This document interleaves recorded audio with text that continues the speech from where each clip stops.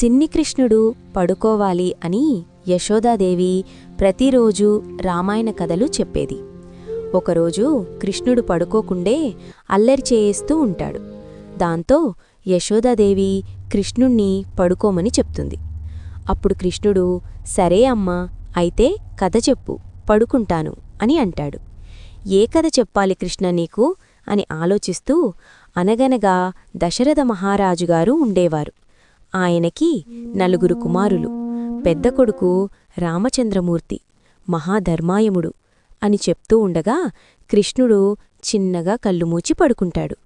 అప్పుడు యశోదాదేవి, హమ్మయ్య, కన్నయ్య పడుకున్నాడు అని కథ కొనసాగిస్తుంది.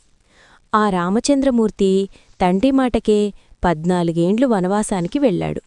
కాని ఒకసారి దుర్మార్గుడైన రావణాసురుడు సీతమ్మను అపహరించుకుని వెళ్తూ ఉండగా అని చెప్పేలోపు కృష్ణుడు ఒక్కసారిగా లేచి, లక్ష్మణా, ఇలా పట్టుకొనిరా ధనస్సు అని అంటాడు.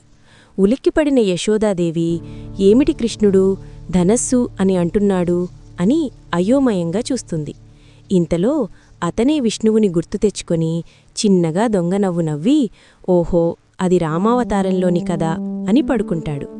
ఫ్రెండ్స్, జై శ్రీకృష్ణ అని కమెంట్ చెయ్యండి.